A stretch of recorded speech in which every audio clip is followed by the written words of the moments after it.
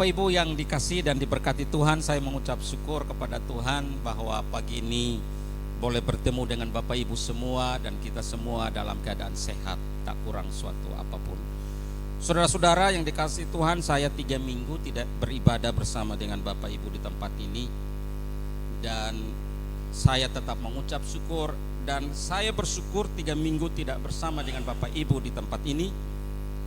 Namun Tuhan sungguh menolong saya.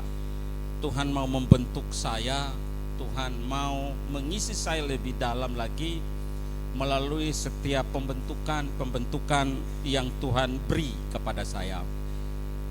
5 hari saya di Jakarta, dan kemudian ada 3 hari saya di Sibolangit, dan kemudian kemarin seharian di Jalan Bromo. Dan saya melihat ada banyak pesan yang sungguh membangun akan iman saya secara pribadi. Dan karena itu saya ingin membagikan beberapa hal yang mungkin itu akan menolong akan Bapak Ibu dan saya juga dalam kita menjalani hari-hari yang Tuhan sedang percayakan kepada kita. Nah, saudara-saudara yang dikasihi Tuhan, saya akan memulai akan renungan ini di dalam Kejadian pasal 1. Kalau kita lihat di ayat yang ke-26, di sana dikatakan bahwa manusia diciptakan menurut gambar dan rupa Allah. Bahwa kita diciptakan bukan karena gambar orang lain. Kita diciptakan adalah sesuai dengan apa yang Tuhan kehendaki. Berarti kita diciptakan karena kehendak Tuhan, karena hubungan antara Bapa, Anak, dan Roh Kudus, hubungan yang baik, kemudian menciptakan akan kita manusia. Berarti kita adalah ciptaan yang tidak sama dengan ciptaan yang lain. Kalau ciptaan yang lain Tuhan berfirman dan jadi, tetapi ketika sampai kepada manusia, Tuhan membentuk manusia. Ini menjadi satu keunggulan, ini menjadi hak yang istimewa bagi setiap kita, bahwa Tuhan menciptakan kita menurut apa yang Tuhan mau. Kalau yang lain Tuhan berfirman jadi. Itu sebabnya Bapak Ibu kalau lihat, kalau ke kebun binatang atau kalau Bapak Ibu ke galeri hewan, Bapak Ibu akan ketemukan ada binatang yang unik-unik. Ada yang tubuhnya besar tapi otaknya kecil. Macam-macam, bentuknya aneh-aneh. Tuhan berfirman dan jadi. Tetapi ketika sampai kepada manusia, Tuhan mengambil tanah, debu tanah, kemudian membentuk manusia. Maka ini berarti Bapak Ibu dan saya adalah pribadi yang sungguh berharga di mata Tuhan. Oleh karena itu, stop hari ini minder, stop hari ini merasa rendah diri, stop hari ini merasa tidak mampu, stop hari ini katakan kepada diri bahwa saya ini adalah orang yang tidak bisa, orang yang tidak mampu, selalu disepelekan dan yang lainnya. Engkau adalah orang yang sangat berharga di mata Tuhan. Amin. Karena Tuhan membentuk engkau dengan tangannya sendiri. Dalam kitab Yeremia katakan bahwa masih dalam kandungan ibu, Tuhan sudah menenun engkau. Bapak Ibu, kira-kira dalam kandungan ibu, saya mau tanya kepada ibu-ibu semua, waktu proses terjadinya bayi dalam kandungan ibu, yang terbentuk pertama kali itu apa? Pernah nggak tahu yang dibentuk pertama kali dalam kandungan ibu? Yang dibentuk itu apa? Waktu seorang ibu mengandung, yang terjadi pertama pembuahan, kemudian ada dalam kandungan ibu. Apa yang pertama kali dibentuk? Tapi ibu tahu? Pernah baca? Pasti ada yang bilang jantung, ada yang bilang kepala, ada yang bilang kaki, ada yang bilang rambut. Tahu Bapak Ibu, yang paling pertama terjadi dibentuk dalam tubuh manusia? Ginjal.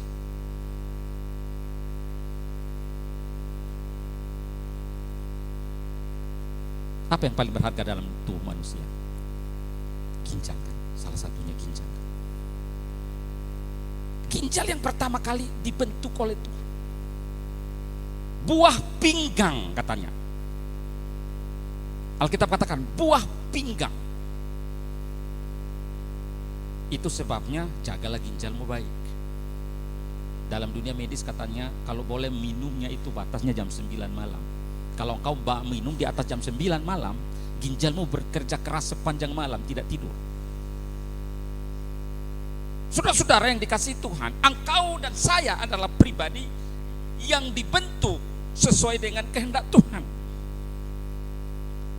Namun demikian, gambar dan rupa Allah yang nyata di dalam diri manusia dirusak oleh dosa. Kita ingat Kejadian pasal 3, manusia jatuh di dalam dosa, dan Bapak Ibu dan saya tahu cerita tentang itu.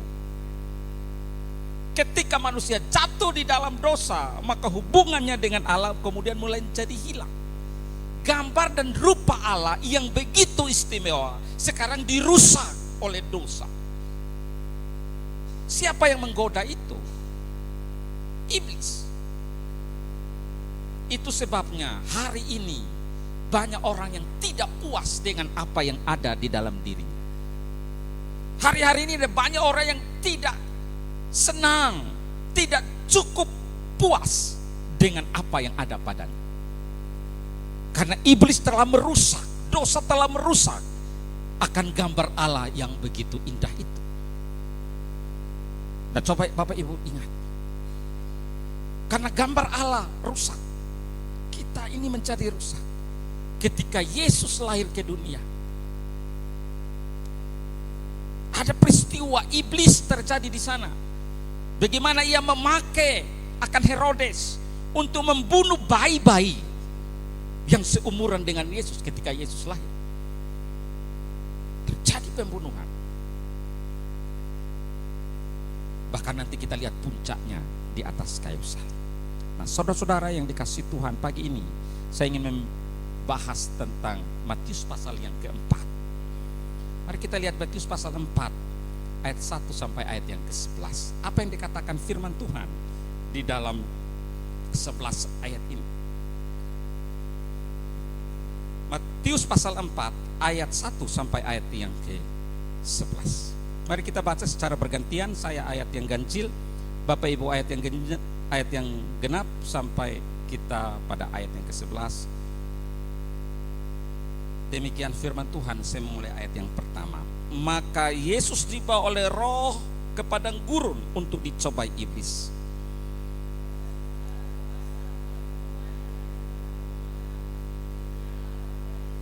Lalu datanglah si pencoba itu dan berkata kepadanya, jika engkau anak Allah, perintahkanlah supaya batu-batu ini menjadi roti.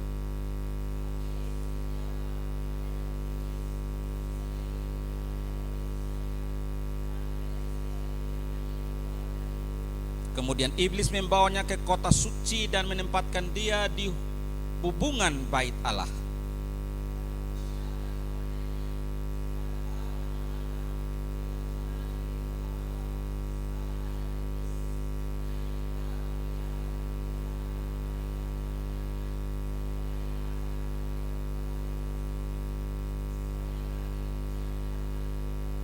Yesus berkata kepadanya, ada pula tertulis, janganlah engkau mencobai Allahmu.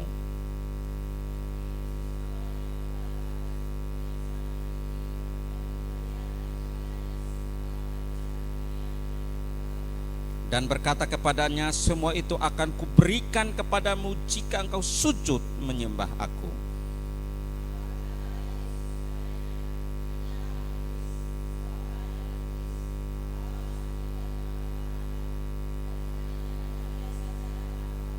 Lalu iblis meninggalkan dia, dan lihatlah malaikat-malaikat datang melayani Yesus. Saudara-saudara yang dikasihi oleh Tuhan, kisah di dalam Matius pasal 4 ini sebenarnya dimulai daripada Matius 3 ayat 17.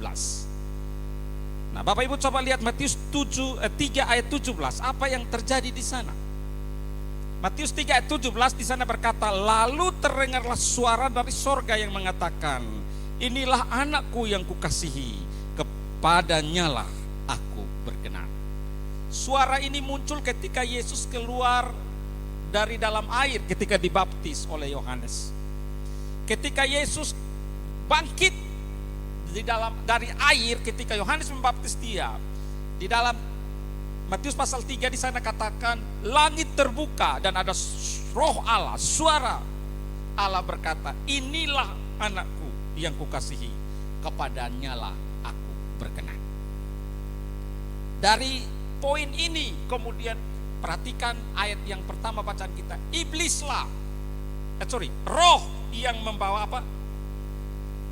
Membawa Yesus untuk dicobai.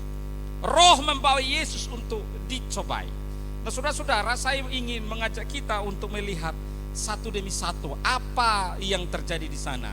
Kita mengingat bahwa ada 3 kali pencobaan. Kita lihat Yesus dicobai.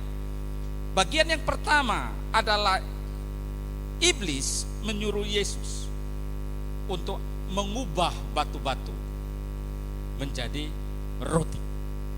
Bagian yang kedua adalah ia suruh lompat dari bubungan bait Allah. Karena ada tertulis malaikat akan menatang kaki Yesus. Dan yang ketiga, dicobai ketika dibawa di atas gunung dan kemudian memperlihatkan semua isi dunia ini. Mari kita lihat bagian yang pertama. Sebelum Yesus terjun di dalam pelayanannya, maka ia dicobai oleh iblis. Yesus baru saja mendengar kata-kata yang menghibur hatinya. Inilah anakku yang kukasihi, kepadanya lah aku berkenan. Yesus baru saja mendengar kata-kata penguatan yang luar biasa dalam kemanusiaannya, bukan dalam ketuhanannya. Ia baru saja diberi semangat bahwa engkau orang, engkau pribadi, engkau anak yang kukasihi. Tetapi baru saja mendengar kata-kata yang menghibur hatinya. Apa yang terjadi setelah mendengar itu? Iblis langsung mencobai akan Tuhan Yesus. Kalau kita lihat Bapak Ibu di ayat 1, bahwa Yesus baru saja diteguhkan akan imannya. Yesus baru saja dibaptis. Yesus baru saja mendapatkan penyertaan daripada Allah. Tetapi di saat yang sama, gak lama kemudian, ia dihadapkan dengan tantangan terbesar di hadapannya, yaitu dicobai oleh iblis. Saudara-saudara yang dikasihi Tuhan, roh membawa Yesus ke padang gurun untuk dicobai. Di sana ia berpuasa 40 malam dan 40 hari 40 malam. Dan di saat di ayat yang kedua dikatakan ia lapar. Ada enggak tertulis di sana ia haus?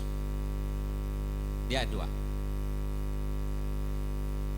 Ada orang yang berkata, sepertinya Yesus ini tidak puasa minum. Dia hanya lapar makanan saja yang ia puasakan. Tapi ia masih tetap minum. Karena kan gak ada ayatnya, gak ada buktinya. Bapak Ibu, 40 hari 40 malam Yesus tidak makan apa-apa. Tetapi ia kuat. Di saat lapar itulah maka pencobaan itu mulai datang. Bapak Ibu perhatikan ayat yang ketiga. Lalu datanglah si pencoba itu dan berkata kepadanya, jika engkau anak Allah, perintahkanlah supaya batu-batu ini menjadi roti. Ada yang mengatakan bahwa pencobaan ini adalah untuk menguji akan keilahian daripada Yesus. Karena saat dicoba ia memang manusia biasa. Iblis sedang mencoba apakah betul ia mau menerima mahkota tanpa penderitaan. Karena itu dicoba akan keilahiannya. Tetapi Yesus tidak menjawab dia. Yesus tidak mengorbankan akan apa yang menjadi tugas utamanya di dunia, yaitu memang dia datang menderita untuk keselamatan manusia. Bapak Ibu, ada 2 hal penting kita bisa lihat di ayat 1 dan ayat 2. Ayat 1 dan ayat 2 kita bisa melihat bahwa iblis selalu ada di setiap atau di sekitar kita. Dengar baik, ketika engkau dekat dengan Tuhan, ketika engkau berkomitmen untuk melakukan sesuatu, seperti Yesus berpuasa 40 hari 40 malam, apapun komitmen yang baik yang engkau mau lakukan, di sana ada iblis dan siap untuk mencobai akan engkau. Komitmen apa yang sedang Bapak Ibu lakukan? Apakah kamu dekat dengan Tuhan? Apakah kamu bisnisnya baik? Atau apakah supaya keluarganya baik? Apapun itu yang Bapak Ibu mau lakukan, ingat ada iblis di sana dan dia siap untuk mencobai akan Bapak dan Ibu dengan cara yang bermacam-macam. Ia bisa saja berkata kepadamu, ngapain engkau lakukan komitmenmu?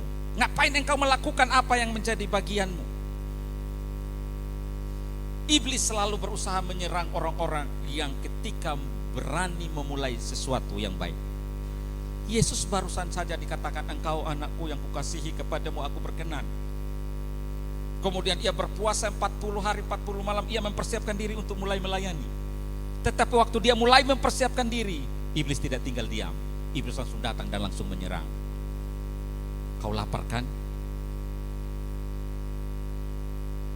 Ubahlah batu ini supaya menjadi roti. Kau butuh kan? Ya kamu akan melakukan yang besar, tapi sekarang kau butuh makan kan?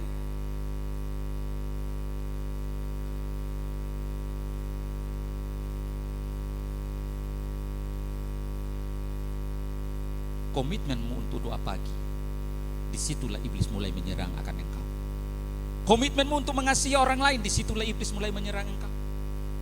Komitmenmu untuk membangun rumah tanggamu yang baik, disitulah iblis mulai menyerang engkau. Ketika engkau mulai mempersiapkan sesuatu dalam dirimu supaya jauh lebih baik, disitulah iblis mulai juga bekerja. Namun demikian, kita perlu lawan dengan caranya Tuhan. Tema kita pagi ini adalah hadapi cobaan dengan firman Tuhan. Hadapi semua cobaan dengan firman Tuhan. Hadapi semua cobaan dengan firman Tuhan. Ketika Yesus diserang, apa yang dilakukan oleh Yesus? Ada tertulis.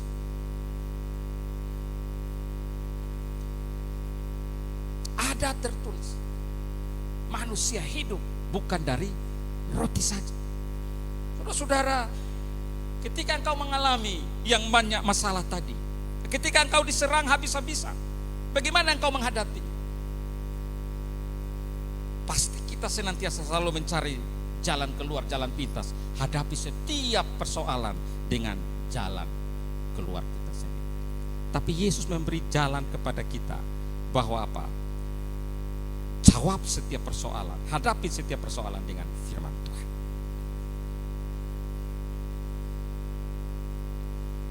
Ini menjadi bagian yang penting. Komitmen apapun yang Bapak Ibu sedang dan saya sedang lakukan, ingat akan ada pribadi yang lain yang siap untuk menerkam akan kita. Tapi engkau dan saya harus menghadapinya dengan firman. Itu sebabnya penting sekali Bapak Ibu untuk kita ini hidup dalam firman Tuhan. Baca firman Tuhan. Hari-hari ini orang lebih senang baca apa? Berita. Tapi baca firman Tuhan malas. Minggu lalu di Komsel saya kasih ada ayat hafalan. Betul? Dihafal enggak? Dihafal enggak?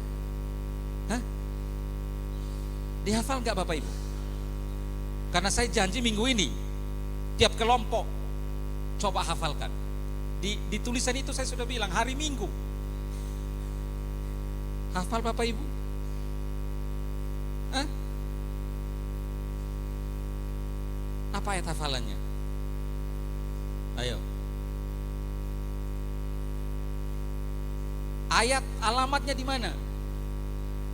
Hafal enggak?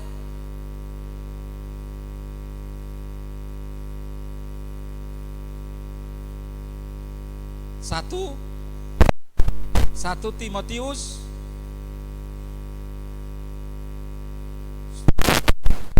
1 Timotius. Oh, baguslah. Inilah kalau orang tahu firman Tuhannya ayat di mana, dibengkokkan langsung ingat. 1 Timotius belum, Kak, Filipi, Pak. Filipi pasal 3. Hah? Filipi pasal 4. Filipi 4 ayat berapa? Filipi 4 ayat berapa? 8. Ayo, jangan ditampilkan di sini. Jangan ditampilkan dulu. Coba hafal dulu. Ayo. Jangan lihat handphone yang sudah ditulis itu di situ. Hah? Ayo, ini kan ayat hafalan untuk semua ini. Saya dibuat situ. Ayo. Ini tidak ada alasan bagi yang ikut komsel dan tidak ikut komsel. Karena semua dapat. Siapa yang gak dapat renungan itu? Hari Rabu kemarin. Dapat semua kan? Oke, coba hafal ya. Filipi 4 ayat 8. Jadi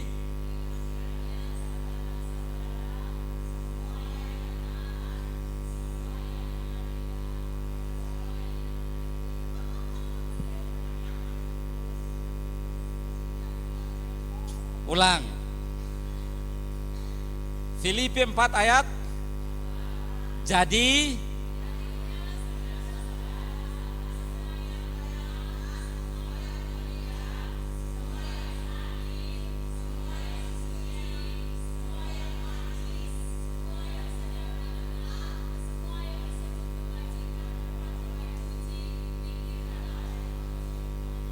coba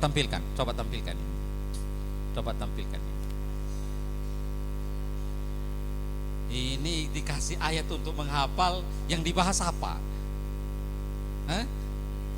Penderitaan. Oke, coba lihat. 1, 2 ya. Jadi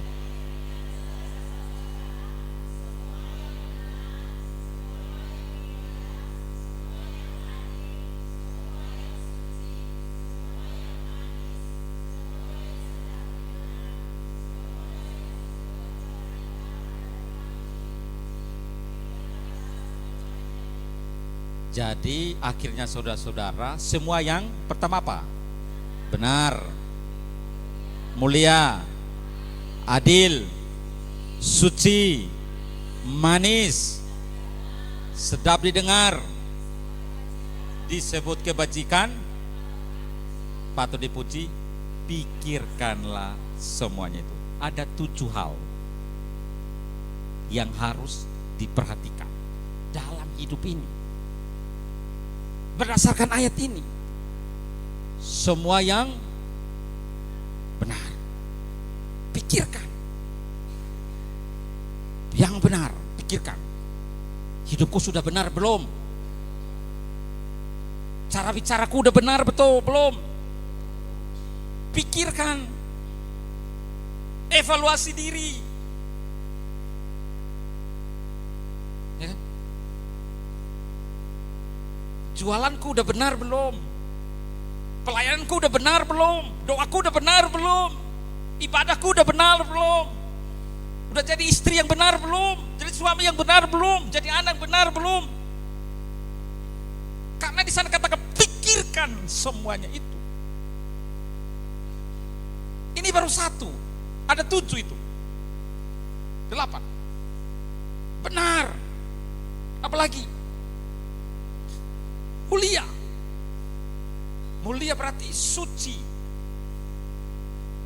menyenangkan, menyukakan. Saya ini menjadi kesukaan atau tidak? Saya ini menjadi batu sandungan atau tidak? Saya ini membangun orang lain atau tidak? Ini kita harus pikirkan. Jadi bukan hanya sekedar kita baca, pikirkanlah semuanya itu. Renungkanlah semuanya itu. Yang manis. Kata-kata saya manis tidak? Hidup saya menarik atau tidak?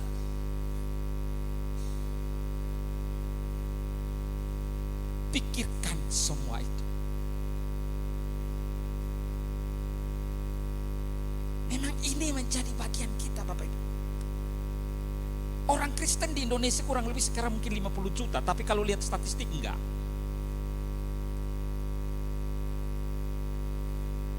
Sinode gereja paling banyak di Medan ini, di Sumatera Utara. 33 sinode gereja ada di Sumatera Utara. Indonesia ini ada 300 sinode gereja, denominasi gereja. Dan 33 itu paling banyak di Indonesia. Sinodenya itu ada di Sumatera Utara. Persoalannya adalah kekristenan di Sumatera Utara mengubahkan Sumatera Utara atau tidak. Kenapa begal terlalu banyak di kota Medan? Kenapa pencurian paling banyak di Medan? Kenapa narkoba menjadi nomor 1 di Sumatera Utara?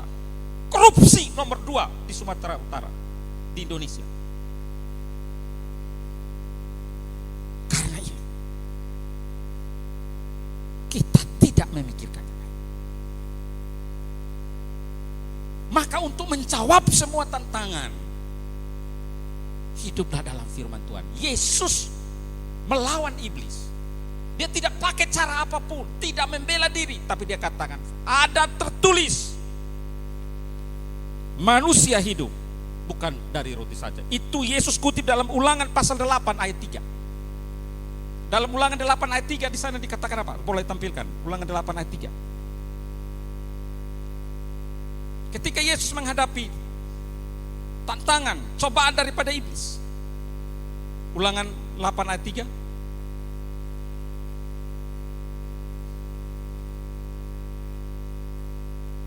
Halo? Udah? Ulangan 8 ayat 3.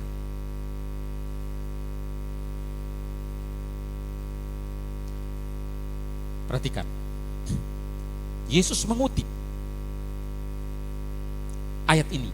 Jadi ia merendahkan hatimu, membiarkan engkau lapar dan memberi engkau makan mana yang tidak kau kenal, dan yang juga tidak dikenal oleh nenek moyangmu, untuk membuat engkau mengerti. Perhatikan, bahwa manusia hidup bukan dari roti saja, tetapi manusia hidup dari segala yang diucapkan Tuhan.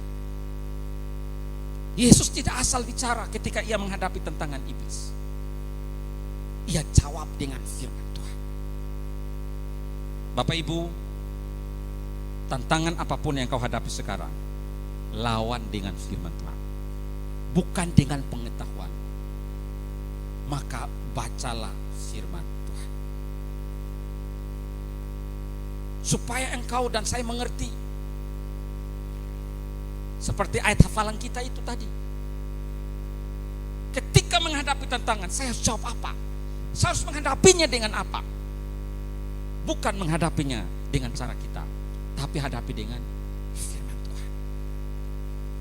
Menghadapi orang yang memaki kita, hadapinya dengan apa? Jawab dengan firman Tuhan. Berkatilah orang yang memusuhi kamu,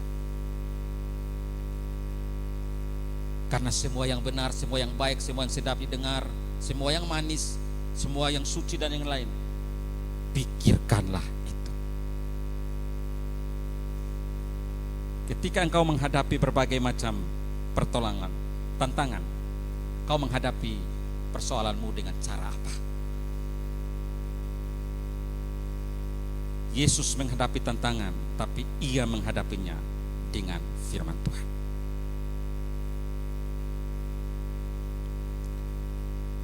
Ini yang pertama. Jadi iblis selalu datang, selalu mencoba. Ketika kita mulai membangun sesuatu yang baik, ia akan ada di sana dan bersiap untuk menghancurkan kita. Karena itu lawan iblis dengan firman. Ini poin penting. Masalah apapun hadapi dengan firman Tuhan. Pencobaan yang kedua, ayat 5 dan 6. Yesus dibawa atau di atas bumbungan bait Allah, dan kemudian ia disuruh untuk lompat dari sana. Ini menarik Bapak Ibu, karena di pencobaan, kalau pencobaan yang pertama, iblis menggoda Yesus supaya tidak percaya kepada bapaknya. Pencobaan yang pertama. Masa kau anak Allah? Masa kau adalah Tuhan? Masa kau dibiarkan lapar? Tetapi di pencobaan yang kedua, Bapak Ibu, iblis mulai menggoda Yesus untuk mengganggu kepercayaannya yang berlebihan. Saya mau pakai kata percaya yang berlebihan. Karena apa yang dikatakan? Di atas pembangunan, lompat saja. Kan ada tertulis. Nah, Bapak Ibu perhatikan. Iblis ini pandai menghafal ayat juga. Iblis kutip ayat itu dari mana? Dari Mazmur pasal 91. Ketika iblis berkata, kan ada tertulis, waktu engkau melompat maka malaikat akan menatang engkau supaya engkau kakimu jangan terantuk. Coba lihat Mazmur 91 ayat 11 dan 12.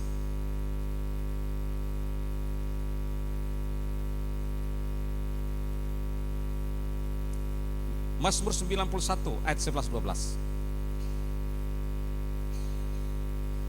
Mari kita baca ayat 11 dan ayat 12, 1 2 ya. Sebab malaikat-malaikatnya akan diperintahkannya kepadamu untuk menjaga engkau di segala jalanmu. Mereka akan menatang engkau dengan tangannya supaya kakimu jangan terantuk kepada batu.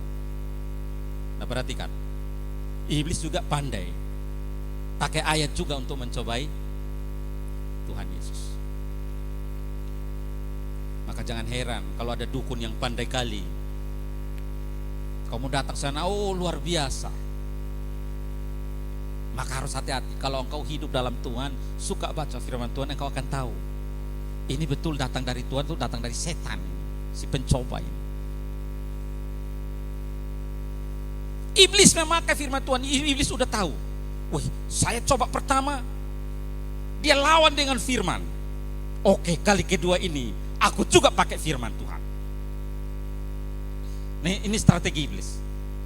Pertama ia coba menggoda Tuhan, menggoda Yesus, enggak mampan karena Yesus jawab pakai firman. Tapi yang kedua, dia juga lawan dengan firman Tuhan. Tapi kan ada tertulis, malaikat akan menatang akan kaki engkau. Saudara-saudara, ini adalah cobaan untuk menatang akan terlampau percaya diri dengan apa yang dipercayai. Nah, ini contohnya banyak Bapak Ibu kalau kita lakukan dalam hidup kita.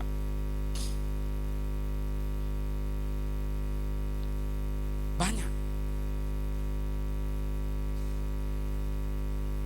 Kemarin COVID itu salah satu contohnya. Udah tahu COVID, suruh orang pakai masker, nggak pakai masker. Nanti Tuhan tolong. Percaya diri berlebihan. Udah tahu di sana banjir, nggak apa-apa, nanti Tuhan tolong, nggak akan hanyut. Nah, ini banyak kita lakukan dalam hidup kita sehari-hari. Kalau sakit tidak mau beli obat, hanya doa saja, nanti Tuhan tolong. Ya, konyol juga gitu. Saudara-saudara yang dikasihi Tuhan,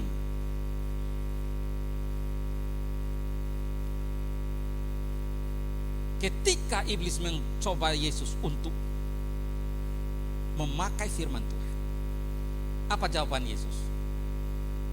Bapak Ibu, apa jawaban Yesus? Apa katanya? Apa jawaban Yesus untuk pencobaan yang kedua?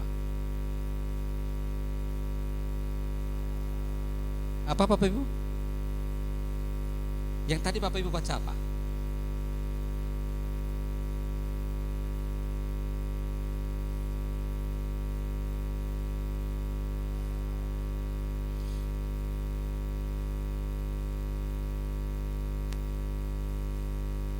Apa? Ayat 7. Yesus bilang apa? Yesus berkata apa ayat 7? Janganlah engkau mencobai Tuhan Allah. Ada yang di sini sudah pernah cobai Tuhan? Ada? Ada yang pernah mencobai Tuhan? Gak ada. Betul, gak ada yang pernah mencobai Tuhan. Betul. Betul, gak ada yang pernah mencobai Tuhan. Yakin? Betul, yakin? Angkat tangannya. Coba, yang gak pernah mencobai Tuhan. Tadi bilang gak ada. Suruh angkat tangan. Hah? Gak pernah mencobai Tuhan? Berarti hampir semua pernah mencobai Tuhan. Karena yang berani mencobai Tuhan itu iblis.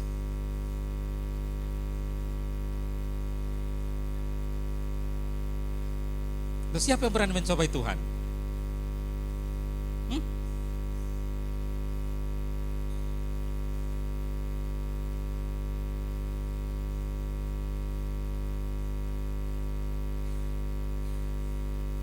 Saudara-saudara yang dikasihi Tuhan, Yesus berkata kepada si pencoba itu, janganlah engkau mencobai Tuhan Allah. Saudara-saudara, siapa engkau dan saya yang senantiasa menuntut Tuhan? Tuhan, kalau engkau gak sembuhkan aku gak berdoa lagi. Tuhan, kalau engkau gak menolong aku tinggalkan ini. Siapa engkau? Berani sekali mencobai Tuhan. Berarti kalau ada di antara kita yang suka mengancam Tuhan, kita sama dengan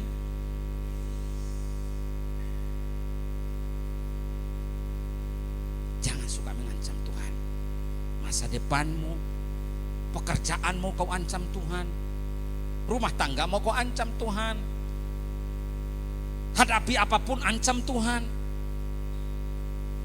Tuhan bilang kau siapa?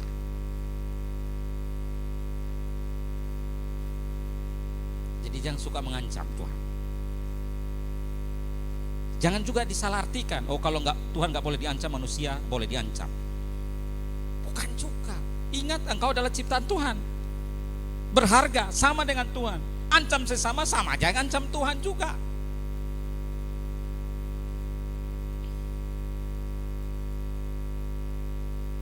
Yang ketiga,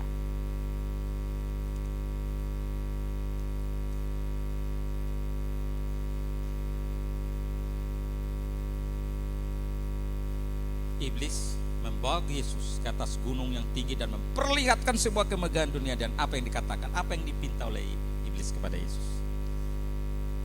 Sembahlah aku, semua akan kuberikan kepadamu asal engkau mau sujud dan menyembah kepada aku. Apa yang dilakukan oleh Yesus? Enyalah engkau. Saudara-saudara yang dikasihi Tuhan, jangan pernah kompromi terhadap apapun di dunia ini. Ini poin penting. Yesus tidak mau kompromi. Karena kalau Yesus menyembah iblis, rencana besar Allah di dunia untuk penyelamatan manusia gagal. Berarti ia mau dimuliakan, ia yang mau ditinggikan, tetapi tujuan ia datang ke dunia gagal. Karena tujuan Yesus ke dunia datang ke dunia adalah menyelamatkan manusia, menghubungkan kembali manusia dengan Allah. Itu bukan cara yang Allah mau buat. Kalau iblis kompromi, kalau Yesus kompromi dengan iblis, maka rencana Allah pasti gagal. Yesus tahu persis untuk apa ia datang ke dunia. Itu sebabnya kita sekarang lahir di dunia, kita nggak tahu apa yang kita lakukan di dunia. Tapi Yesus lahir dan tahu apa yang akan terjadi dengan dirinya. Dia hanya lahir untuk mati dan disalibkan untuk Bapak, Ibu, dan saya. Kita hari ini lahir di dunia, makan, minum, bangun rumah dan yang lain. Dan endingnya kita tidak tahu. Tetapi Yesus lahir, tujuannya cuma satu, mati di kayu salib untuk penebusan Bapak, Ibu, dan saya. Karena itu ketika kalau Yesus kompromi dengan iblis, maka rencana Allah pasti gagal. Nah, hari ini dalam menjalani hidupmu, ada banyak rencana Tuhan sebenarnya indah dalam hidupmu, tapi kadang terlalu banyak kompromi dalam hidup itu. Komprominya banyak. Bentar lagi ya Tuhan, ya kan? Pasti itu, paling banyak itu nunda-nunda. Bentar lagi ya Tuhan. Tuhan ingatkan, buat ini. Bentar lagi ya Tuhan. Tuhan suruh buat lakukan ini. Bentar lagi ya. Bisa saja tiba-tiba di jalan, tiba-tiba saudara diingatkan untuk seseorang. Tiba-tiba Tuhan bilang, coba doakan dia. Dan aku kan di atas kendaraan Tuhan. Tunggu nanti saya sampai rumah ya Tuhan. Itu sering kali kita lakukan hal seperti itu. Kompromi. Tiba Tuhan taruh sesuatu, ingatkan kita. Mungkin tetangga kita. Saya kaget karena kemarin tiba-tiba di WA oleh seorang teman yang lama sekali. Dia tinggal di Siantar. Saya ingat saya mungkin sudah ada 8 atau 10 tahun hilang kontak. Dia orang Timor. Tiba-tiba dia WA saya. Apa kabar? Ini nomor, ini siapa? Saya lihat foto profilnya ini samar-samar. Cuma bilang apa kabar. Dalam hati Tuhan berkati dia, saya nggak tahu. Tiba-tiba dia WA lagi. Terima kasih, saya sedang ada di masalah, tapi terima kasih, saya sedang dikuatkan Tuhan. Berarti hanya apa kabar itu mengingatkan saya untuk saya doakan dia.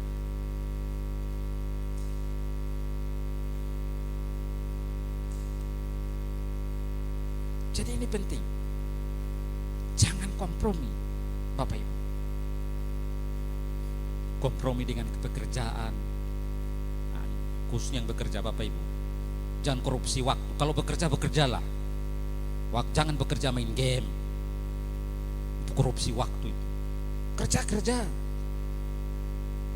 Ya ini serius ini. Banyak sekali komprominya. Kerja. Waktu kerja. Saya di Aceh kerja dengan orang bule, Bapak Ibu. Gak ada waktu main. Jam 5 bel bunyi. Ketikan saya tinggal 1 kalimat, Bapak Ibu. Tinggal 1 kalimat, saya mengetik. Bel bunyi, matikan komputernya. Besok baru lanjutkan. Ngapain besok saya lanjutkan, Pak? Cuma tinggal 1 kalimat, Pak. Enggak, kamu dibayar hanya untuk kerja sampai jam 5, pulang. Satu sisi itu kejam. Tapi saya melihat bukan masalah besoknya. Waktu kerja. Waktu istirahat. Waktu makan, ya makan. Artinya apa? Mengefektifkan waktu yang ada. Berapa banyak kita sering kompromi dalam menjalani hidup. Dan yang paling sering kita lakukan adalah menunda. Suruh anak belajar, iya ma, ya pak. Yang dipegangnya handphonenya, gak tahu jam berapa belajarnya.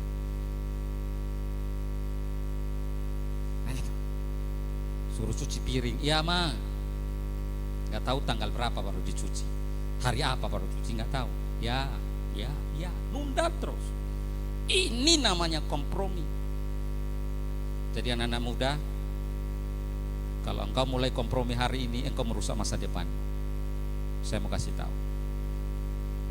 Sekarang kau enak. Karena saya harus katakan, banyak anak-anak muda di zaman sekarang komprominya banyak sekali. Orang tuanya jadi babu di rumah. Orang tuanya jadi pembantu di rumah. Alasannya belajar, alasannya tugas, yang tidurnya. Jangan kompromi, karena kau merusak masa depan, kau merusak hidup. Ini anak-anak muda. Ada nggak bapak-bapak yang kompromi? Ada juga. Sebentar ya, KKD nggak balik-balik.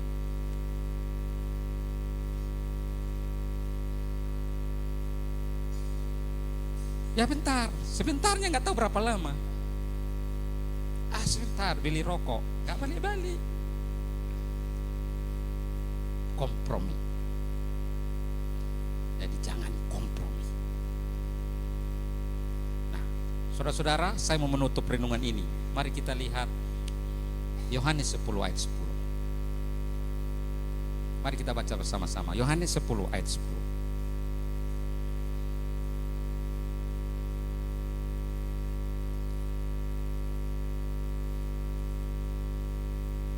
Yohanes 10 ayat 10.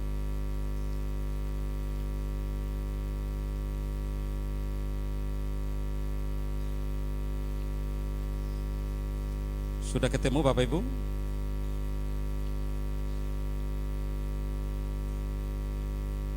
Satu, dua, ya. Pencuri datang hanya untuk mencuri dan membunuh dan membinasakan. Aku datang supaya mereka mempunyai hidup dan mempunyainya dalam segala kelimpahan. Perhatikan, pencuri datang hanya untuk mencuri dan membunuh dan membinasakan.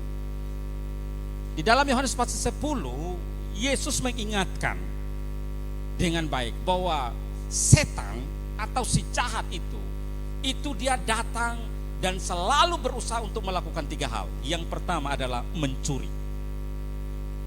Ini kerjaan iblis, mencuri. Yang kedua apa? Membunuh. Dan yang ketiga adalah membinasakan. Nah, pertanyaannya adalah dia mencuri apa? Kalau kita lihat, setan datang atau iblis datang dan mencoba Yesus dalam 3 hal. Makanan, soal kekuasaan, soal kemuliaan. Itu yang dicoba oleh iblis. Soal makanan, soal kuasa, soal kemuliaan. Lapar, bumbungan bait Allah di atas kota atau gunung yang tinggi. Tapi kalau ini, Yesus jelas ada 3. Tetapi untuk kita semua, banyak di antara kita selalu terjebak di sini. Iblis datang untuk mencuri. Curi apa?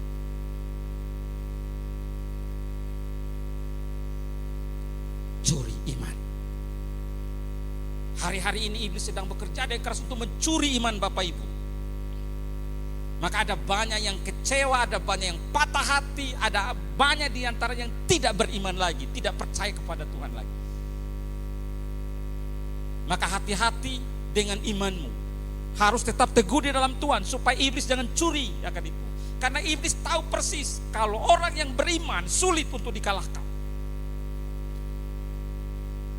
Maka pertahankanlah imanmu sampai pada akhir.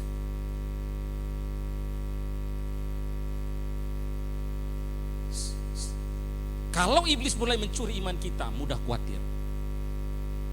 Sepanjang hidup khawatir terus. Seolah-olah tidak mempercayai Tuhan lagi.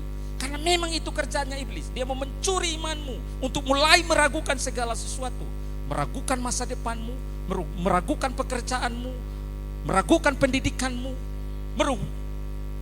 meragukan akan apa lagi? Akan rumah tanggamu, suamimu, istrimu, semua jadi ragu. Itu iblis datang untuk mencuri akan itu. Maka engkau harus tetap teguh dalam iman. Itu kerjanya, datang mencuri iman. Yang kedua, datang untuk membunuh. Apa yang ia bunuh? Dia datang untuk membunuh pengharapanmu. Dia curi imanmu. Yang kedua, dia membunuh pengharapanmu. Engkau menjadi orang yang hopeless, hanya berjalan ikut alir arus, tidak ada pengharapan, mengalir udahlah, pasrah. Dan itu kerjaan iblis, supaya engkau tidak punya pengharapan lagi. Hidup ini gak bisa diubah lagi. Memang begini hidup ini, bagaimana lagi? Gak bisa. Memang itu kerjaan iblis, supaya pengharapanmu menjadi hancur, pengharapanmu menjadi rusak. Kau selalu berkata tidak mungkin dipulihkan, tidak mungkin diperbaiki. Siapa yang tidak bisa? Itulah cara kerja iblis. Mencuri imanmu, membunuh pengharapan. Dan yang ketiga apa? Membinasakan apa? Membinasakan akan kasihmu. Curi iman, bunuh pengharapan, dan membinasakan kasih. Kasih mulai dingin, hati mulai tawar,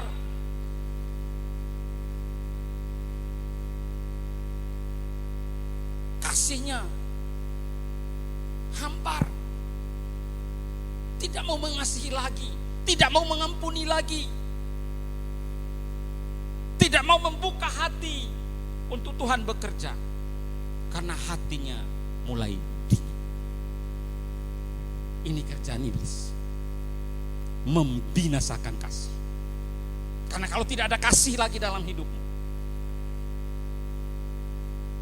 maka engkau menjadi orang yang apa? Egois dalam diri. Coba lihat imanmu, masih ada enggak? Karena iblis berusaha untuk mencuri itu. Semangatmu, pengharapanmu bagaimana? Iblis datang untuk membunuh pengharapan. Dan engkau selalu berkata, tidak mungkin, tidak mungkin, tidak mungkin, gak mau dan gak mau.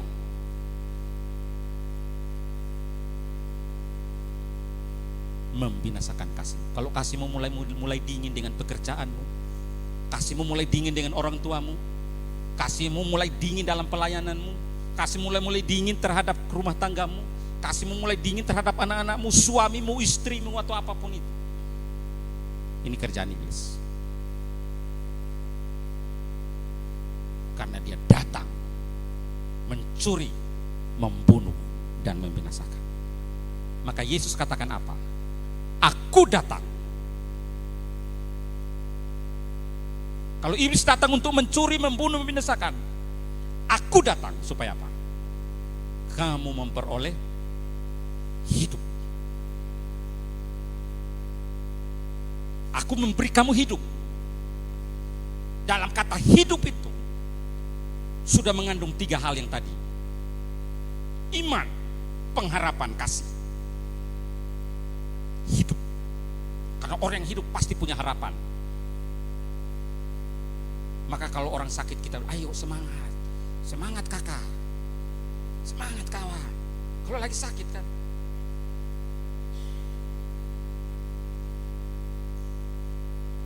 adakah yang sedang iblis curi dalam hidupmu? Adakah yang sedang iblis curi dalam rumah tanggamu? Adakah yang iblis sedang curi tentang masa depan? Hari ini ingat, Yesus lawan itu semua dengan firman Tuhan. Karena itu, lawanlah segala sesuatu dengan firman Tuhan. Pencobaan, pergumulan apapun yang kau alami, lawanlah